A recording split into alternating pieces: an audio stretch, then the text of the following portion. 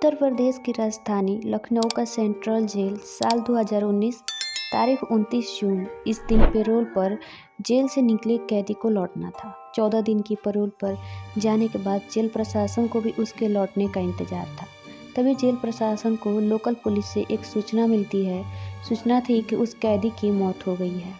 हत्या के केस में उम्र कैद की सज़ा मिलने और जेल से परेशान होकर उसने घर में ही आत्मदाह कर लिया।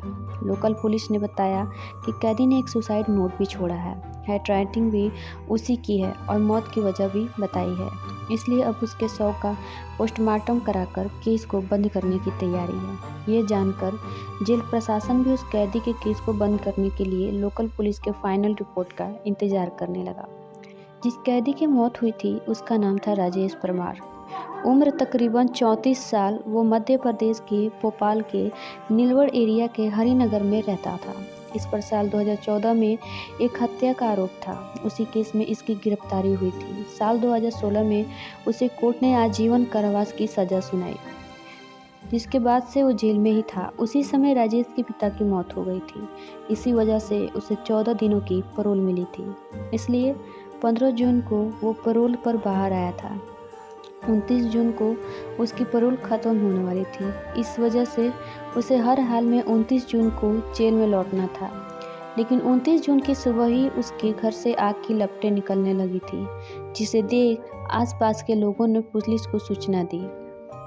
फायर ब्रिगेड की गाड़ियां और लोकल पुलिस मौके पर पहुंची। आग बुझाने पर देखा गया तो एक युवक बुरी तरह से जल चुका था। चेहरा और शरीर भी पूरी तरह से जला हुआ था। देखकर ही वो मरा हुआ लग रहा था। फिर भी पुलिस ने आखिरी उम्मीद में उसे तुरंत अस्पताल में भर्ती कराया, जहां डॉक्टरों ने मृत करार दिया। अब पुलिस ने घर की तलाशी ली तो एक सुसाइड नोट भी मिला, जिसमें लिखा था कि पिता की मौत होने से वो दुखी था। अब परिवार में कोई उसे पैरोल भी नहीं दिलाएगा। इस वजह से वो अब दुनिया से निराश हो चुका है। लिहाजा वो आग लगाकर आत्महत्या कर रहा है। इसके लिए कोई दूसरा जिम्मेदार नहीं है। अब इस सुसाइड नोट के आधार पर पुलिस ने भोपाल सेंट्रल जेल को भी सूचना दी। शव को पोस्टमार्टम के लिए भेज दिया। साधारण सुसाइड केस में की तरह पुलिस ने भी इसे एक तरह से बंद कर दिया। उधर पोस्टमार्टम के बाद शव को रिश्तेदारों को सौंप दिया गया। रिश्तेदारों ने भी शव का अंतिम संस्कार कर दिया। लेकिन इस पूरे केस में 24 घंटे बाद नया मोड़ आया, जब वहां की पुलिस को राजेश परमार की पोस्टमार्टम रिपोर्ट मिली। उस समय के भोपाल पुलिस के नए एसपी अखिल पटेल के पास नीलवड़ का एरिया था। इन्होंने जब पोस्टमार्टम रिपोर्ट देखी तो चौंक गए। रिपोर्ट में लिखा था कि गला दबाने से जान गई है, यानी मौत की वजह आग या धुएं से दम घुटना नहीं, बल्कि गले दबाकर हत्या हुई है। फिर वो इस केस की तफ्तीश में जुट जाते हैं। तुरंत मौके से ली हुई सभी फोटोग्राफ अपने पास मंगवाते हैं। सभी फ़ोटो को बारीकी से देखते हैं। एक फ़ोटो में वो देखते हैं कि मरने वाले शख्स का पैर बिल्कुल एक दूसरे से चिपका हुआ था, जबकि जब भी कोई जल कर मरेगा तो वो तड़पने लगेगा। फिर उसके पैर एक दूसरे से चिपकने के बजाय अलग अलग होने चाहिए, लेकिन इस केस में ऐसा नहीं था। दूसरी तस्वीरें भी देखते हैं। उनसे पता चलता है कि उस शख्स का चेहरा और सीने वाला हिस्सा ही पूरा जला था, जबकि हाथ और पैर ज़्यादा नहीं जले थे और अजीब तरीके से मुड़े भी थे। इससे शक यही होता है कि कहीं हाथ और पैर बंधे तो नहीं थे, जिस वजह से ऐसा हुआ। अब इसका पता लगाने के लिए वो पुलिस अधिकारी पूरी टीम के साथ मौके पर जाते हैं। घटनास्थल को बारीक से देखते हैं, फिर आसपास के लोगों से पूछताछ करते हैं तो पता चलता है कि एक दिन पहले जब राजेश परमार के साथ 1 या 2 और लोग भी देखे गए थे। अब पुलिस इस केस की फाइल को बंद करने की जगह फिर से खोलती है, जांच शुरू करती है। अब पुलिस को ये शक हुआ कि जिसकी मौत हुई है उसके पहले गला घोंटकर हत्या की गई थी। लेकिन राजेश को जब सुसाइड करना ही था तो उसके पहले हत्या क्यों की गई? अगर किसी ने गला दबाया तो वो कौन था? अब पुलिस के सामने ये भी सवाल था कि कहीं ऐसा तो नहीं कि मरने वाला राजेश ही ना हो। अगर ये राजेश नहीं है तो फिर कौन था? इन सब सवालों का पता लगाने के लिए पुलिस ने उसके मोबाइल नंबर का पता लगाया। फिर रिश्तेदारों के जरिए उसका एक नंबर मिला जो जेल से आने के बाद एक्टिव था लेकिन अब बंद था। उसकी आखिरी लोकेशन भी भोपाल की ही थी। पुलिस ने जब उसके फ़ोन की कॉल डिटेल चेक की तो एक नंबर पर कई बार बात होने की जानकारी हुई, लेकिन जब उस नंबर पर संपर्क किया गया तो वो अब भी बंद था। वो नंबर था निहाल नामक युवक का। अब पुलिस के सामने निहाल को खोजने की चुनौती थी और मन में सवाल ये भी आ रहा था कि कहीं निहाल ही तो नहीं मारा गया। इसके अलावा और भी कई सवाल थे। फिलहाल पुलिस उसकी तलाश में जुट गई। फिर पता चला कि निहाल मूल रूप से बिहार का रहने वाला है और पहले राजेश के मकान में ही किराए पर रहता था, लेकिन कुछ महीने से यहाँ से दूसरे मकान में शिफ्ट हो गया था। अब पुलिस की जांच में निहाल की लोकेशन गुजरात में मिली। इसके बाद पुलिस की एक टीम गुजरात पहुंची और दबोच लिया। इसके बाद जब उससे कड़ाई से पूछताछ हुई तब उसने जो कहानी बताई वो बेहद ही चौंकाने वाला था। निहाल ने बताया कि जेल से पैरोल पर आने के बाद राजेश ने उससे संपर्क किया, फ़ोन पर बात हुई और उससे मिलने भी गया था। बातचीत के दौरान वो काफ़ी परेशान था, इमोशनल भी था, क्योंकि पिता की मौत के बाद उसे अब ज़िंदगी में शायद ही कभी पैरोल मिलने की उम्मीद थी। इसलिए उसने सोचा था कि वो दुनिया की नज़रों में हमेशा के लिए मर जाए और असल ज़िंदगी में ज़िंदा भी रहे। इसके लिए उसने कुछ क्राइम सीरीज़ देखी थी, जिसके बाद एक खौफनाक आइडिया अपनाया। इसके लिए उसने घर में ही रहने वाले एकमात्र माँ को पूजा करने के बहाने 23 जून को ही बाहर भेज दिया था। इसके बाद साजिश रची कि 29 जून को पैरोल खत्म होने के बाद भी उसे जेल नहीं जाना पड़े, इसलिए 28 जून को ही किसी दूसरे शख्स को अपनी जगह मारकर दूर कहीं चले जाने की तैयारी में जुट गया।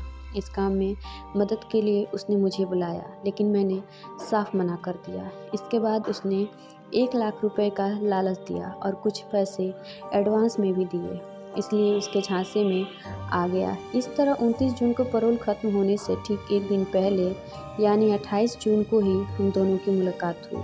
28 जून की पैरोल खत्म होने के बाद भी उसे जेल नहीं जाना पड़े, इसलिए 28 जून को ही किसी दूसरे शख्स को अपनी जगह मारकर दूर कहीं चले जाने की तैयारी में जुट गया। इस काम में मदद के लिए उसने मुझे बुलाया, लेकिन मैंने साफ मना कर दिया। इसके बाद उसने 1 लाख रुपए का लालच दिया और कुछ पैसे एडवांस में भी दिए, इसलिए उसके झांसे में आ गया। इस तरह 29 जून को पैरोल खत्म होने से ठीक एक दिन पहले यानी 28 जून को ही हम दोनों की मुलाकात हुई। 28 जून की शाम को ही दोनों घर पे फ़ोन छोड़कर घूमने निकले ताकि लोकेशन ट्रेस ना हो सके। इसके बाद एक पेट्रोल पंप के पास राजेश को अपनी ही उम्र और लंबाई वाला एक युवक मिला। उस युवक ने अपना नाम राजू रैकवार बताया था और दोनों फिर बातचीत करते हुए दोस्त बन गए। बातों ही बातों में दोनों ने राजू को घर पर पार्टी करने और शराब पीने के लिए तैयार कर लिया। राजू मजदूरी करता था, इसलिए खाने और शराब के लालच में तुरंत तैयार हो गया। राजू भी दोनों के साथ राजेश के घर पर आ गया। यहाँ पर राजू को इन दोनों ने खूब जमकर शराब पिलाई। जब उसने अपना होश खो दिया तभी राजेश ने उसकी गला दबाकर हत्या कर दी। इसके बाद उसके हाथ और पैर को रस्सी से बांध दिया ताकि अगर जिंदा भी हो तो आग से बच ना सके। हाथ पैर बांधने के बाद उसे फर्श पर लिटाया और घर में रखी किताबों को उसके ऊपर डाल दिया।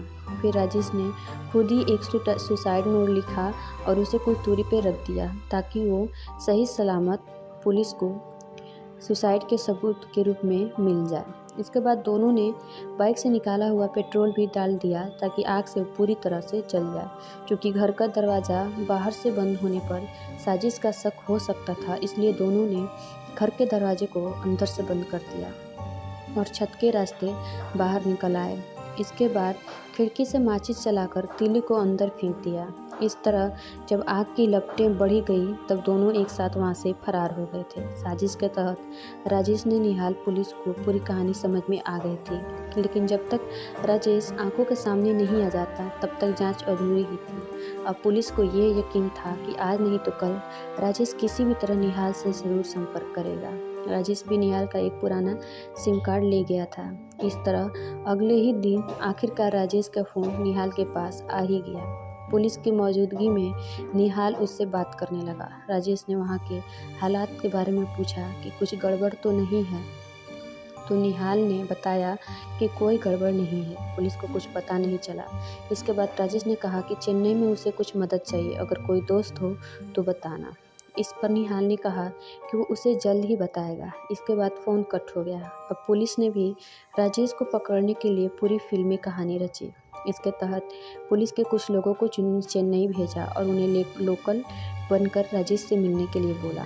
इस तरह निहाल ने राजेश को चेन्नई में रहने वाले अपने एक दोस्त का जिक्र करते हुए उसका फ़ोन नंबर शेयर किया। इसके बाद राजेश पुलिस वाले को ही निहाल का दोस्त समझकर उससे बात की और मिलने गया। जैसे ही राजेश ने लुंगी और माथे पे तिलक लगाए 2 युवकों को निहाल का दोस्त समझकर मदद मांगने पहुंचा, तभी उसे पकड़ लिया गया। इस तरह पुलिस ने एक ब्लाइंड मर्डर केस का खुलासा करते हुए 8 जुलाई 2019 को पूरे केस को मीडिया के सामने लाया था। इस केस के बारे में खुद IPS अधिकारी अखिल पटेल कहते हैं कि ये केस कानून की आंखों में धूल झोंकने वाला था, लेकिन जब बारीकी से केस की जांच हुई तो पूरा सच सामने आ गया। इसके बाद राजेश फिर से सलाखों के पीछे भेज दिया गया।